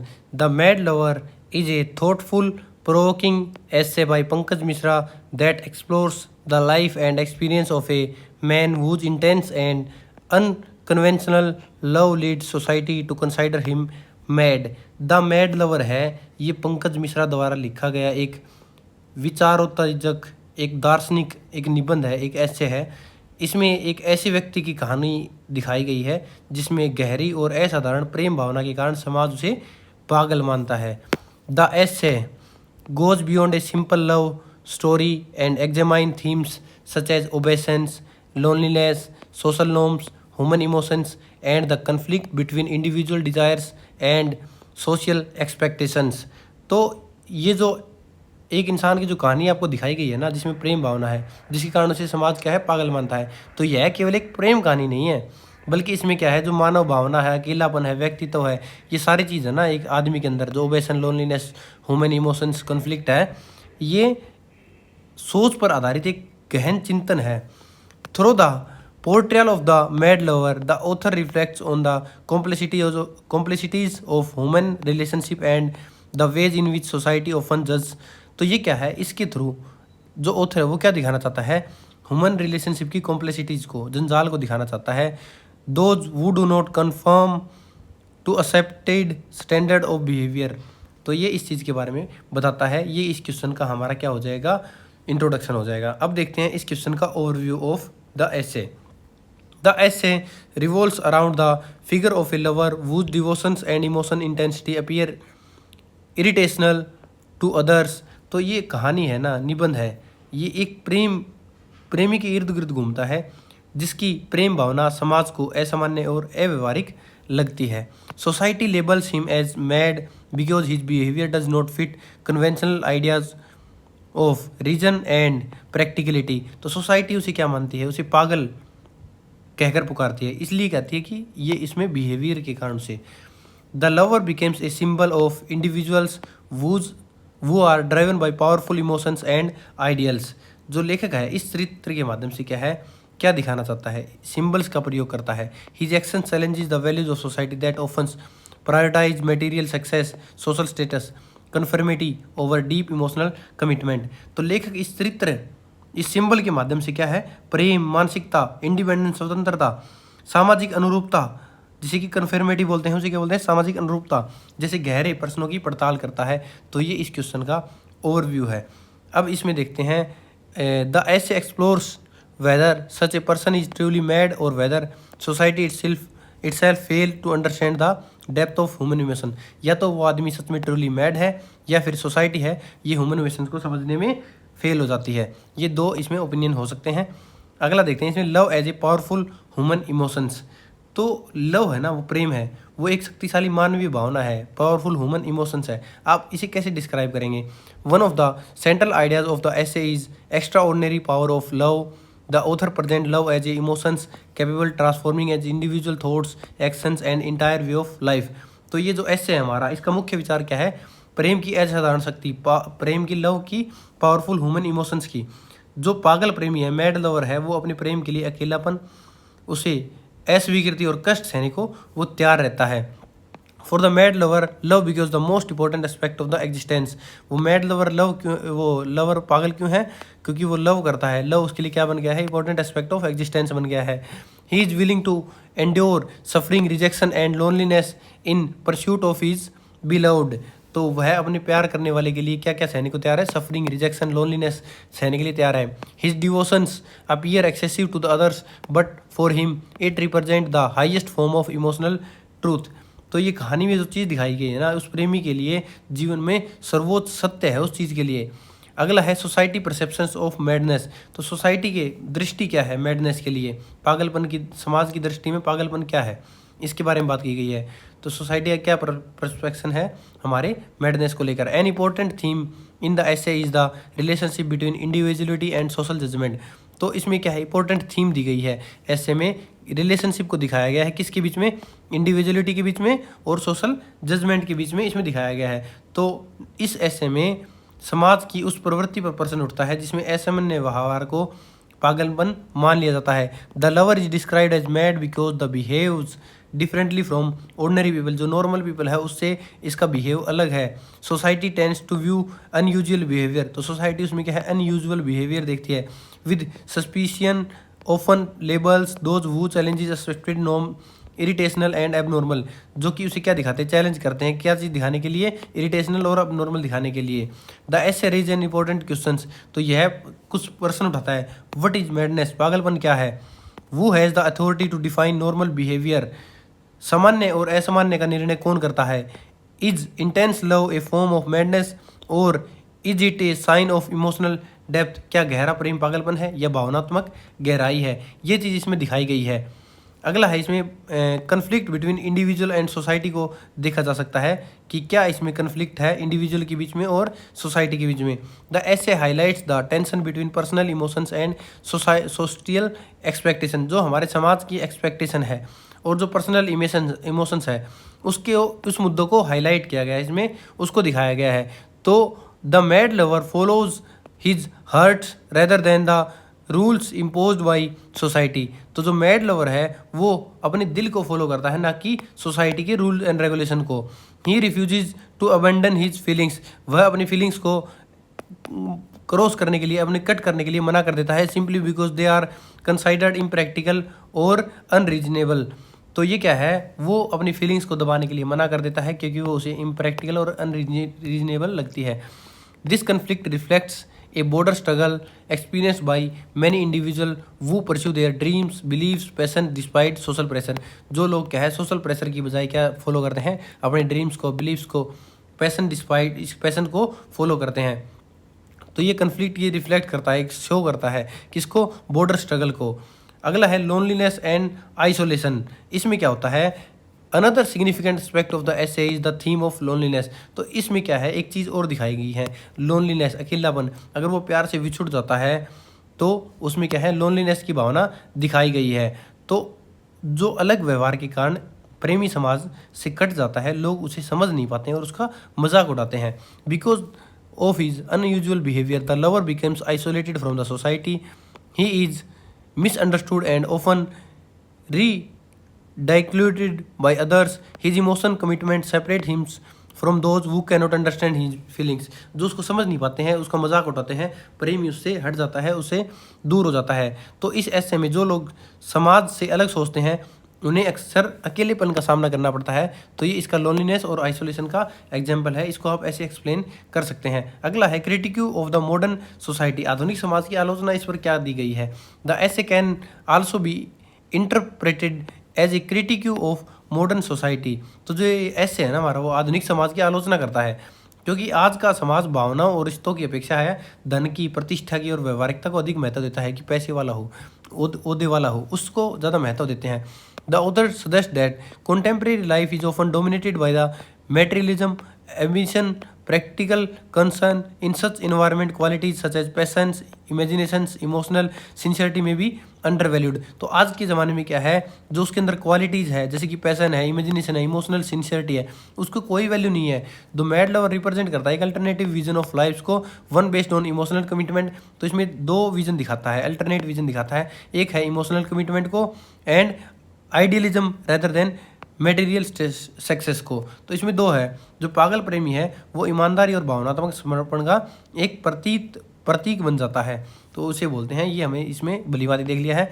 Psychological dimension of love क्या है, प्रेम का मनोवैज्ञानिक पक्ष क्या है। The essay examines the psychological effect of intense love. तो ऐसे ये एग्जामाइन करता है, निबंध ये बताता है कि जो गहरा प्रेम है, इंटेंस प्रेम है, इंटेंस लव है, वो मनुष्य के मन को, व्यवहार को कैसे प्रभावित करता है। ये क्या करता है, लव कैन इंस्पायर क्रिएटिविटी। तो जो लव है वो इंस्पायर कर सकता है क्रिएटिविटी को, रचनात्मकता को, करेज को, पर्सनल ग्रोथ को। तो but it can also lead sufferings, परंतु इसके कारण क्या सफरिंग भी आ सकती है, ओबेशंस भी आ सकता है, इमोशनल टर्मोइल भी आ सकता है। The mad lover experience both of joys and the pains. जो मैड लवर होता है वो दोनों फील करता है, इसमें जॉय भी फील करता है और पेन भी फील करता है। With profound emotional attachment, with profound attachment के साथ। तो वो क्या बना सकता है, वो साहसी हो सकता है, रचनात्मक हो सकता है, समर्पित हो सकता है, लेकिन उसके साथ उसे क्या है, जुनून, पीड़ा और मानसिक संघर्ष का भी कारण उसे झेलना पड़ सकता है। ये चीज़ें भी उसे देखनी पड़ सकती है। अगला है इसमें symbolism of the mad lover. इसके क्या सिंबोलिज्म है मैड लवर के, तो इसमें देखेंगे the figure of the mad lover functions as a symbols throughout the essay. इस पूरे एसे में जो मैड लवर है वो किन बातों का प्रतीक है वो देखेंगे। ही represents patience and emotions intensity. तो वो अपने पैशंस को फॉलो करता है, अपने इमोशंस को फॉलो करता है। रजिस्टेंस करता है सोशल कन्फर्मिटी को, वो सोशल जितने सोशल के अपने जो सामाजिक प्रतिबंध उनको रोकता है। The he pursuits of ideals, he the struggles oh for personal authenticity. वह स्ट्रगल करता है पर्सनल ऑथेंटिसिटी के लिए, व्यक्तिगत स्वतंत्रता के लिए स्ट्रगल करता है। The human desire of meaningful connection. जो ह्यूमन क्या चाहिए, उसे मीनिंगफुल कनेक्शन चाहिए। तो उसे क्या है, गहरा प्रेम है, भावनात्मक ईमानदारी है, सामाजिक बंधनों का विरोध करता है, व्यक्तिगत स्वतंत्रता चाहिए और जीवन के अर्थ की वो खोज करता है। इस प्रकार की क्या है बातों का वो प्रतीक समझता है। वो मैड लवर सिम्बलाइज करता है इन चीज़ों के थ्रू खुद को। अब अगला है ह्यूमन वैल्यूज इन द एसे। तो जो हमारा एसे है उसमें मानवीय मूल्य क्या है, तो उसमें एक एक करके हम देखेंगे। पहला इसमें मानवीय मूल्य है कमिटमेंट। जो कठिनाइयों के बावजूद भी लवर है वो अपने लव के प्रति पूरा समर्पित है, पूरा डिवोटेड है अपने लव के लिए। तो पहला कमिटमेंट आ जाएगा उसकी वैल्यूज में।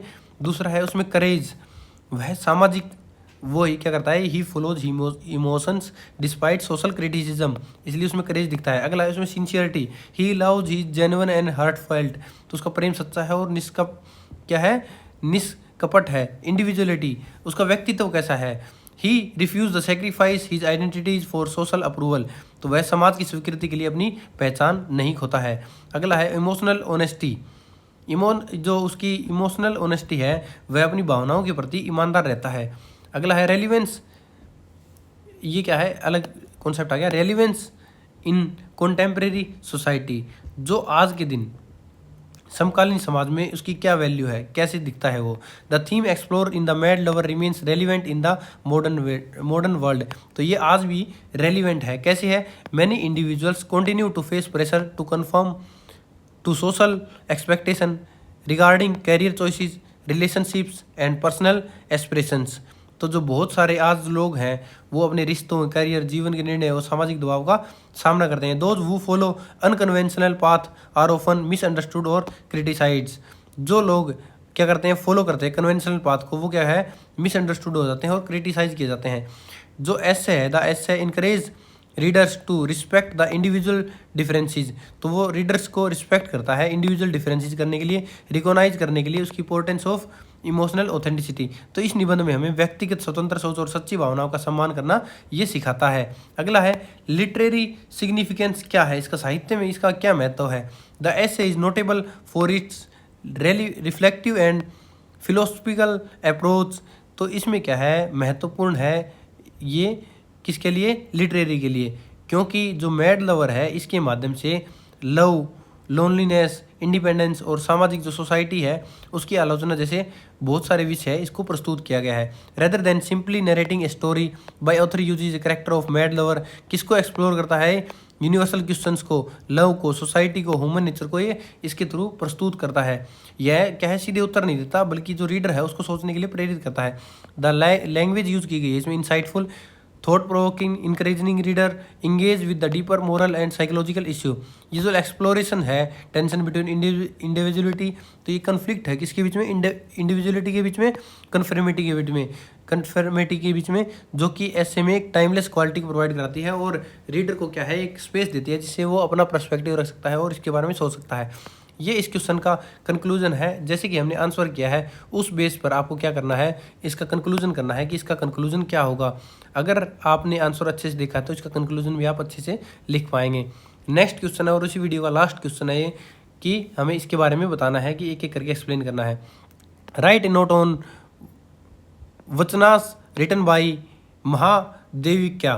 तो जो महादेविक्या है इसके द्वारा लिखे गए जो वचन है, जो वचन्स हैं, इसके बारे में हमें एक नोट लिखना है। तो इस क्वेश्चन में हमें महादेविक्या के द्वारा लिखे गए वचन है इसके बारे में बताना है। हमें जो वचन साहित्य है हमें इसका अर्थ क्या है, महादेविक्या का जीवन क्या है, उनके वचनों के जो मुख्य विषय क्या हैं, उनके साहित्य की विशेषताएं क्या हैं, उनका जो सामाजिक महत्व क्या है, भक्ति आंदोलन जो हमारा भक्ति मूवमेंट है और जो भारतीय साहित्य है उसमें योगदान में चर्चा करनी है। तो इसके बेस पे हम इसका इंट्रोडक्शन देखते हैं कि इस क्वेश्चन का इंट्रोडक्शन क्या होगा। महादेविक्या आल्सो नोन एज अक्का महादेवी, तो महादेविक्या को अक्का महादेवी के नाम से भी जाना जाता है। Was one of the most prominent women saints and poets of the 12th century bhakti movement in the Karnataka. तो ये 12th आएगा, ये 12th लिखना, अब इसको स्पेलिंग में थोड़ी मिस्टेक हो गई है। तो इसको क्या है 12th सेंचुरी की भक्ति मूवमेंट की कर्नाटका की एक संत है जिसको अक्का महादेवी के नाम से भी जाना जाता है। She was associated with the Veerashaiva और Lingayat movement which emphasize devotions to Lord Shiva. तो ये क्या है, वीर शैव जिसे लिंगायत बोला जाता है परंपरा से जुड़ी हुई थी, उन्हें भगवान शिव के प्रति अपनी भक्ति को वचन है नामक रचनाओं के माध्यम से व्यक्त किया गया है, जिसे क्या है वो लॉर्ड शिवा के प्रति डिवोटेड मानी जाती है। सोशल इक्वेलिटी, स्पिरिचुअल फ्रीडम, इसके प्रति क्या है एम्फेसाइज किया गया है। Mahadeviakka is a particularly remembered for her vachanas, तो इसको मेनली इसके वचन से याद रखा जाता है। ये unique form of Kannada devotions prose poetry, तो ये क्या है कन्नड़ में इन्होंने क्या है प्रोज पोइट्री लिखी है, अपने वचन लिखे हैं। Through her vachanas she expressed intense devotions to Lord Shiva, तो इन्होंने अपने वचन के थ्रू अपने इंटेंस लव को दिखाया है लॉर्ड शिवा के लिए। वूम सी एडर्स एज द चिन्ना मल्लिकार्जुन, तो इसमें क्या है, तो इसके थ्रू क्या है एडर्स हुई है as a Chinna Mallikarjuna के through. Her writing reflect spiritual longing, rejects of worldly attachment, devotion to God, तो ये क्या करती है वर्ल्ड के साथ अटैचमेंट शो करती है किसमें गॉड के प्रति, and quest for self realization, और स्वयं की खोज करती है। The vachanas of the Mahadeviakka occupy an important place in Indian literature, जो महादेविका के जो वचन है वो इंडियन लिटरेचर में बहुत महत्वपूर्ण स्थान रखते हैं। Continue to inspire readers with the depth, और ये क्या करती है जो रीडर है उसको इंस्पायर करती है depth, simplicity and spiritual intensity के साथ। तो जो इसके वचन है इसके माध्यम से व्यक्त किया गया है कि उनके वचनों में भक्ति, आध्यात्मिक प्रेम और आत्मज्ञान क्या है, जो सांसारिक मोह माया के त्याग की भावना इसमें दिखाई गई है और शिव के प्रति लव को दिखाया गया है। अब देखते हैं इसके मीनिंग क्या है। मीनिंग ऑफ वचन्स, वचन का अर्थ क्या है। वचन का अर्थ है कथन या उक्ति। द वर्ड वचन्स मीन सेइंग और अटरेंस, जिसे बोलते हैं कथन या उक्ति, अटरेंस को बोलते हैं उक्ति। Vachanas were short poetic compositions written in simple and direct language. वचन क्या है सरल और संक्षिप्त काव्यात्मक रचनाएं होती हैं। They emerge as a literary form during the Veerashaiva movement in the Karnataka, तो इसका विकास हुआ है ना जो वो कर्नाटका के वीर शैव आंदोलन के दौरान हुआ है और इसके माध्यम से आध्यात्मिक विचार आम लोगों तक पहुंचाए गए हैं। ये इसका मीनिंग है, मीनिंग ऑफ वचन्स। अब अगला देखते हैं लाइफ ऑफ महादेविका के बारे में कि महादेविका का जीवन के बारे में। Mahadeviakka was born in Karnataka during the 12th century from an early age she developed deep devotions to Lord Shiva. जो महादेविका है उसका जन्म 12वीं शताब्दी में कर्नाटक में हुआ था। बचपन से ही भगवान शिव की भगत थी। उन्होंने चन्ना मल्लिकार्जुन के नाम से उसे संबोधित करती थी। She regarded Channa Mallikarjuna as her eternal husband and dedicated her entire life to spiritual pursuits. वो चन्ना मल्लिकार्जुन को अपना पति मानती थी इंटरनली खुद के लिए। और चन्ने जो क्या थी वो बचपन से ही भगवान शिव की भगत थी और उन्हें क्या बोलती थी, शिव को चन्ना मल्लिकार्जुन, और उसे अपना पति मानती थी। According to traditional account she rejected worldly pressures, material wealth, social expectation. तो उसने क्या किया था, जो उसने रिजेक्ट कर दिया था वर्ल्डली प्लेजर को, जो मटेरियल वेल्थ है पैसे वगैरह को, सोशल एक्सपेक्टेशन है सामाजिक की जो उम्मीदें हैं उनको त्याग दिया था। She eventually left her home and devoted herself completely to the worship of Shiva. तो उसने अपना घर वगैरह सब कुछ त्याग कर अपना जीवन क्या है ईश्वर की भक्ति को समर्पित कर दिया था, वर्शिप ऑफ शिवा के लिए। तो ये लाइफ ऑफ महादेविका, जो महादेविका जी है, इसके बारे में बताया गया है। इसके बारे में 2-4 लाइन आप और लिख सकते हो, लेकिन क्वेश्चन वीडियो ज़्यादा लंबी हो जाएगी, आप इसको खुद भी पढ़ सकते हैं। अगला है थीम्स ऑफ महादेविकाज वचन्स। क्या है महादेविका की वचन के जो प्रमुख विषय है उसको देखेंगे। पहला आता है इसमें devotions to the Chenna Mallikarjuna. Chenna Mallikarjuna के प्रति जो भक्ति है, जो अपना डिवोशंस है उसको बताते हैं। The central theme of Mahadeviakka vachanas in is her unwavering devotion to Lord Shiva. तो उसका सेंट्रल थीम क्या है, devotion to Lord Shiva, whose adores as Chenna Mallikarjuna, जो उसे चन्ना मल्लिकार्जुन कह के पुकारती है। She viewed God as her beloved and express a deep emotional and spiritual connection with him. तो वो क्या करती है, जो भगवान है उसको क्या है अपना बिलव्ड मानती है, लव मानती है, और एक्सप्रेस करती है एक डीप इमोशनल और स्पिरिचुअल कनेक्शन उनके साथ। Her poems reveals a longing to merge with the divines. जो उनकी पोएम है वो रिवील करती है कि लॉन्गिंग मर्ज के साथ, एक डिवाइन के साथ, ट्रांसेंडेड वर्ल्डली एग्जिस्टेंस के साथ। जो महादेविका है वो devotions was not merely a religious practice, वो एक रिलीजियस प्रैक्टिस नहीं है, but a complete surrender to the self, to the, जो अपने पूर्ण को त्याग करना भगवान के लिए, ये इसमें दिखाया गया है। दूसरा है रिजेक्शन ऑफ वर्ल्डली अटैचमेंट, जो सांसारिक मोह माया है उसका त्याग करने के लिए बताया गया है।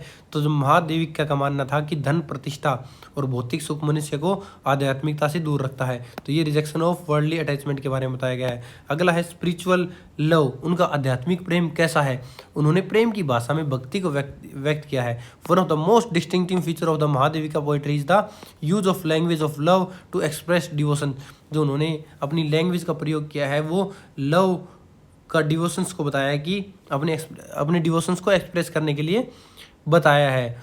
तो उन्होंने प्रेम की भाषा को व्यक्त किया है। वे स्वयं को दुल्हन और ईश्वर को दिव्य वर के रूप में चित्रित करती हैं। तो उन्होंने खुद को क्या है दुल्हन बताया है, और जो भगवान है शिवा को है जिसको क्या बोला चेन्नैया मल्लिकार्जुन बोला है, उसको अपना पति लवर माना है, पति के रूप में माना, जो कि शिव बोलती हैं उन्हें। अगला है quest to the self realization, आत्मज्ञान की खोज बोलते हैं इसे, क्वेस्ट फॉर सेल्फ रियलाइजेशन, आत्मज्ञान की खोज कैसे की उन्होंने। उनके जो वचन है वो आत्मज्ञान और आध्यात्मिक अनुभव पर बल देते हैं तथा अंधविश्वास और बाहरी आवंडरों का विरोध करते हैं। तो हर वचन encourage self discovery and spiritual experience rather than the blind acceptance of the religious practices. जो धार्मिक विखंडन है, उनका जो धार्मिक रीति रिवाज है, जो आवंडर हैं दिखाए गए हैं, आडम्बरों को इनका विरोध करती है। अगला है क्रिटिसिज्म ऑफ द रिचुअलिज्म। ये क्या है, कर्मकांड है। क्रिटिसिज्म ऑफ रिचुअलिज्म, इनकी आलोचना करती है, इनको क्रिटिसाइज करती है रिचुअलिज्म को। कैसी करती है, जो अन्य भक्ति संतों की तरह उन्होंने भी क्या है निरर्थक कर्मकांडों का विरोध किया है। किसका, रिचुअलिज्म का विरोध किया है, और सच्ची भक्ति तथा हृदय की पवित्रता को महत्व दिया है। तो बहुत सारे भक्ति संत की तरह महादेविका ने भी क्रिटिसाइज किया है रिचुअल्स को। She argued that genuine devotions arise from the purity of the heart, वो दिल से किसी को प्योरिटी से पुकारा जा सकता है। सिंसियर फेथ दिखाई जा सकती है। एलिब्रेट सेरेमनीज दिखाई जा सकती है। हर वचन स्ट्रेस इनर ट्रांसफॉर्मेशन, तो उसके जो वचन है स्ट्रेस है वो दिखाते हैं इनर ट्रांसफॉर्मेशन को ओवर आउटवर्डेड रिलीजियस प्रैक्टिसेस को। जो फेमिनिस्ट डायमेंशन ऑफ हर वचन क्या है, जो फेमिनिस्ट डायमेंशन है इसके वचन की, उनके वचनों का नारीवादी पक्ष क्या है, कैसे देखने को मिलता है, तो इसमें देखते हैं हम challenges to the patriarchal norms. पितृसत्तात्मक व्यवस्था को ये चुनौती देती है। कैसे देती है? महादेविका ने महिलाओं पर लगाए गए जो सामाजिक बंधन है उनको चुनौती दी है और अपनी आध्यात्मिक स्वतंत्रता का दावा किया है। In the society where women's were expected to conform the strict social rules, she asserted her spiritual freedom and autonomy. तो उसने खुद को क्या है, स्पिरिचुअल फ्रीडम माना है, ऑटोनॉमी माना है। She reject the idea that the women should be confined by social expectation and emphasize the importance of individual spiritual experiences. अगला है इसमें असर्टेशन ऑफ इंडिविजुअल आइडेंटिटी। ये क्या है, व्यक्तिगत पहचान की स्थापना की है। उन्होंने कैसे की है? उन्होंने समाज को अपने ईश्वर के हस्तक्षेप से नहीं करने दिया है, व्यक्ति आध्यात्मिक अनुभव को महत्व दिया है। उन्होंने असर्टेन ऑफ इंडिविजुअल आइडेंटिटी को प्रभावित किया है। अगला है लिटरेरी फीचर ऑफ महादेविका वचन्स। कैसे है महादेविका के वचनों की साहित्यिक विशेषताएं क्या है? पहला है सिंप्लिसिटी ऑफ लैंग्वेज। कैसे? उन्होंने written in simple Kannada for common people. उन्होंने कॉमन लोगों के लिए कन्नड़ भाषा में लिखा है, सरल कन्नड़ भाषा में, ताकि आम लोग इसे समझ सकें। Emotional intensity. कैसे है? Her poetry is characterized by deep emotional expression and spiritual passion. जो गहन भक्ति और आध्यात्मिक भावनाओं से ये परिपूर्ण है। इसमें सिंबोलिज्म का प्रयोग किया गया है, यूज ऑफ सिंबोलिज्म, जैसे कि use is symbol like bride, lover और बिलव्ड। तो इस जैसे प्रतीकों का प्रयोग किया है। फिलोसफिकल डेप्थ इसमें दी गई है। जो जीवन है, लाइफ, डिवोशन और स्पिरिचुअलिटी है, इस जैसे जो दार्शनिक विषय हैं इन पर विचार किया गया है। म्यूजिकल क्वालिटी को बताया गया है। कैसे बताया गया है? जो वचनों में संगीतात्मकता और काव्यात्मकता लय पाई जाती है। Many vachanas possesses lyrical beauty and rhythm. इसमें क्या है, लिरिकल और रिदमिक पोएट्री में इसमें मिलती है। अगला जानते हैं इसका सोशल सिग्निफिकेंस क्या है ऑफ हर वचन्स। सामाजिक महत्व क्या है इसका, सोशल क्या है? They promoted equality among the human beings. वो इक्वलिटी को दिखाते हैं, स्पिरिचुअल फ्रीडम को दिखाते हैं। Opposition to caste discrimination, caste discrimination करते हैं वो, कास्ट सिस्टम को क्या है, नहीं मानते हैं। रिस्पेक्ट फॉर इंडिविजुअल कंसाइसेंस, ये रिस्पेक्ट करते हैं इंडिविजुअल कंसाइसेंस के लिए। एक्सेसिबिलिटी ऑफ रिलीजियस नॉलेज, वो क्या है, जो रिलीजियस नॉलेज है ना, धार्मिक ज्ञान है, उसकी सभी के लिए उपलब्धता करवाना चाहती है। तो उसमें क्या है, समानता, आध्यात्मिक स्वतंत्रता, जाति भेद का विरोध करते हैं, व्यक्तिगत स्वतंत्रता की सोच के लिए समर्थक हैं, सभी के लिए धार्मिक ज्ञान की उपलब्धता करवाते हैं। तो ये इनके सिग्निफिकेंस है, इनके वचन्स का सोशल सिग्निफिकेंस है, सामाजिक महत्व है। अब अगला जानते हैं इसके महादेविका एंड भक्ति मूवमेंट क्या है। जो Mahadeviakka occupies an important positions within the bhakti traditions. तो महादेविका जी ऑक्युपाइज करती हैं कि important position within the bhakti tradition या भक्ति मूवमेंट में। कैसी करती हैं? तो उनके जो जीवन में है, लाइक अदर भक्ति संत सी एम्फेसाइज, जो महादेविका भक्ति वो प्रमुख संतों में से एक थी। उन्होंने लाइक अदर भक्ति संत उन्होंने क्या किया, पर्सनल डिवोशंस टू गॉड, वो व्यक्तिगत भक्ति के पक्ष में है, पर्सनल को खुद को डिवोट करते हैं गॉड के लिए। डायरेक्ट स्पिरिचुअल एक्सपीरियंस है उनके पास। रिजेक्शन ऑफ रिचुअलिज्म, जो आडंबर है उनका विरोध करती है। सोशल इक्वलिटी की समर्थक है। यूज ऑफ रीजनल लैंग्वेज, जो क्षेत्रीय भाषा का प्रयोग करती हैं। सामाजिक समानता के बारे में बताती है। जो कर्मकांड है, आडंबर है, उनका विरोध करती हैं। इस प्रकार क्या है, महादेविका जी और भक्ति संत हैं उनमें बहुत सारी सिमिलरिटीज देखने को मिलती है। रेलिवेंस ऑफ हर वचन्स टुडे, आज के दिन, आज के समय में उनके वचन की क्या रेलिवेंस है, क्या कैसे देखने को मिलता है। जो हर एम्फेसाइज ऑन, जो उसके teaching of Mahadeviakka remains relevant in the contemporary society, जैसे कि स्पिरिचुअल सिंसियरिटी, आध्यात्मिक सच्चाई देखने को मिलती है। Inner freedom, gender equality, human dignity, rejection of materialism, तो क्या है उसमें आध्यात्मिक सच्चाई है। लैंगिक समानता का समर्थन करती है, मानव गरिमा को बनाए रखती है, आंतरिक स्वतंत्रता का पक्ष लेती है, जो भौतिकवाद के त्याग का पक्ष है उसका संदेश देती है। हमें इतनी चीज़ के क्या है, हमें संदेश देती है, रेलिवेंस देती है। आज के दिन भी इसे हम समझ सकते हैं। कॉन्ट्रीब्यूशन क्या है टू द इंडियन लिटरेचर, भारतीय साहित्य में क्या योगदान है। तो क्या योगदान है, इनरिच इन द वचन लिटरेरी ट्रेडिशंस, जो उसके वचन है वो साहित्य को समृद्ध किया है। एडवांस भक्ति लिटरेचर है, भक्ति साहित्य का मजबूत बनाया है उन्होंने। Providing a unique female voice in the medieval Indian writings, जो मध्यकालीन भारत है उसमें महिला की स्वर को मजबूती दी है। Promoting philosophical and spiritual reflection through the society, आध्यात्मिक और दार्शनिक चिंतन को बढ़ावा दिया है। ये इस क्वेश्चन का कंक्लूजन है जो हमने पूरा इसमें देखा है। इसमें जो पूरा महादेविका जी को इसके वजन के बारे में, इसके पूरे कंक्लूजन को बताना है। जो अक्कद महादेवी के नाम से भी जानी जाती है, इसका कंक्लूजन आपको इसके आंसर के बेस पर खुद डिसाइड करना होगा। तो ये वीडियो हमारी यहाँ कंप्लीट होती है, जिसका हमने सभी आंसर देख लिए हैं। इसके बाद एक वीडियो और आएगी जो कि इसके इंपॉर्टेंट क्वेश्चन एंड आंसर पर बेस होगी। अगर आप इन 4 वीडियो को देख लेते हैं तो मैं 100% श्योरिटी के साथ कह सकता हूं कि जो आपके लास्ट के 4 क्वेश्चन है, पहले को छोड़कर, जो पोएम में रेफरेंस एंड कॉन्टेस्ट है उसको छोड़कर चारों को आप अटैम्प्ट कर पाएंगे। एक वीडियो और देखनी है, उसमें 7 से 8 क्वेश्चन होंगे आपके। उसके बेस पर ये आपस में इंटरकनेक्टेड क्वेश्चन है। जो भी क्वेश्चन आएगा आपको कनेक्ट करके बस लिखना होगा। अगर आपको वीडियो पसंद आई हो तो हमारे इग्नो वाला फौजी यूट्यूब चैनल को सब्सक्राइब कर दें। अगर आपको यही PDF या फिर कोई और असाइनमेंट वगैरह चाहिए या फिर कोई गेस्ट पेपर चाहिए, किसी और सब्जेक्ट के प्रीवियस ईयर के सोल्व क्वेश्चन पेपर चाहिए, तो स्क्रीन पर दिए गए व्हाट्सएप नंबर पर मैसेज करके आप इन्हें प्राप्त कर सकते हैं। इसकी कंप्लीट गेस्ट पेपर जो कि हमने बहुत अच्छी क्वालिटी का बना रखा है, हम प्रोवाइड करा देंगे। तो मिलते हैं अगली वीडियो में, तब तक के लिए जय हिंद, जय भारत।